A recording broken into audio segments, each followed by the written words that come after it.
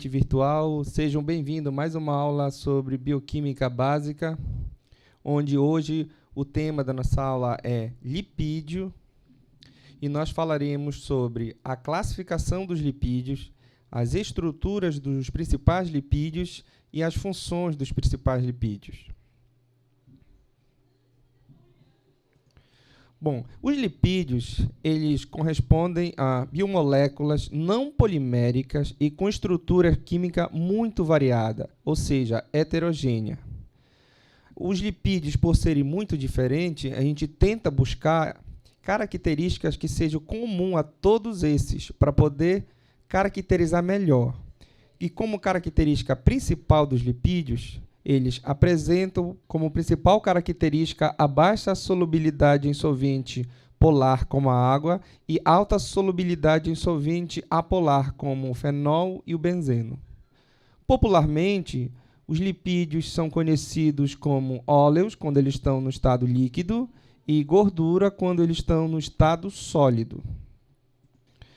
Um dos lipídios mais importantes é denominado de triglicerídeo, que corresponde a um álcool, que é o glicerol, unido a 3 moléculas de ácidos graxos. Os triglicerídeos têm como principal função energética no organismo, e ele, quando em excesso, são depositados no tecido adiposo, nas células conhecidas como adipócitos, como podemos ver aqui nesta figura, o acúmulo de triglicerídeo, que é um tipo de lipídio, nesta célula. E aqui, nesta imagem, nós vemos a estrutura química dele, onde essa estrutura que eu estou destacando a vocês é o glicerol, e essa aqui, cadeia de hidrocarboneto, é chamada de ácido graxo, formando essas 3 cadeias, mais o glicerol, o que a gente conhece como triglicerídeos.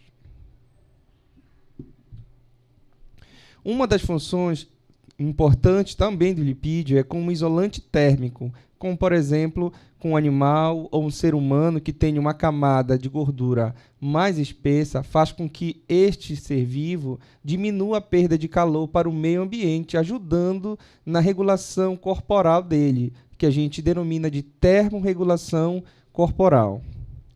Os lipídios também estão envolvidos na formação das biomembranas ou das membranas biológicas, como, por exemplo, os fosfolipídios e o colesterol formam aqui, de modo geral, as biomembranas. Como podemos ver na figura, há uma membrana ou uma camada de fosfolipídio, onde essa região em destaque é a cabeça formado pelo grupo fosfato, e a cauda formada por ácidos graxos, que constituem os fosfolipídios. E mais internamente, temos aqui o colesterol. Então, colesterol e fosfolipídios são lipídios importantes formadores das biomembranas ou das membranas biológicas.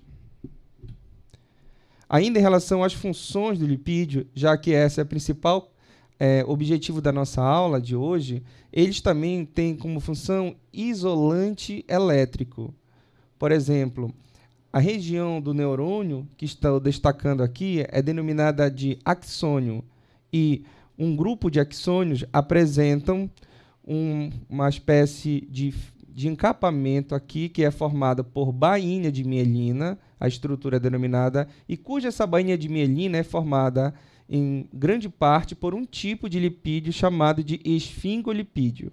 Isso faz com que a condução do impulso elétrico seja mais rápido, de maior velocidade, nesse sentido aqui, dendritos, corpo celular e axônio, sempre que o neurônio apresenta a tal chamada bainha de mielina, que é formada por esfingomielina.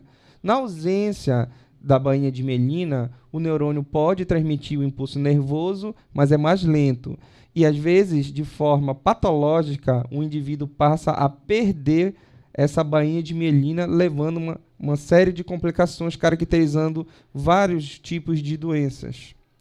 Aqui, no próximo slide, como nós podemos ver, a importância da bainha de mielina, porque ela promove o impulso saltatório da condução do impulso nervoso, tá? enquanto que no segundo o impulso é dito contínuo, ou nesse caso aqui é uma condição patológica, então vai ficar muito mais lento neste caso aqui. Uma das doenças que é mais tão frequente na nossa população e que está relacionado com a degradação da bainha de mielina, tá, é a esclerose múltipla, que é uma doença inflamatória crônica, geralmente de caráter progressivo e que afeta o sistema nervoso central.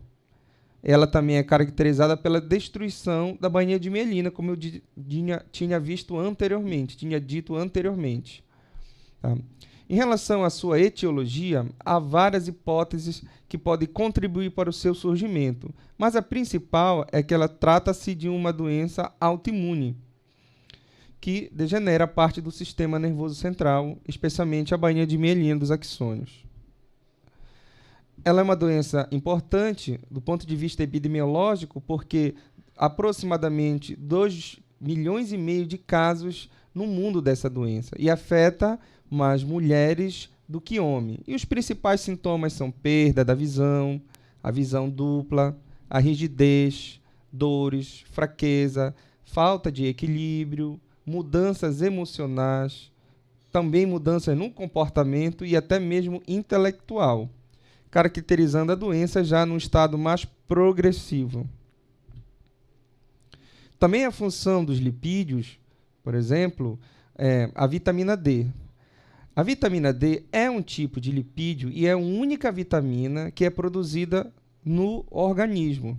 Todas as outras vitaminas, como veremos nas aulas posteriores, nós necessitamos ingerir de pequenas quantidades, mas nós não produzimos no nosso organismo.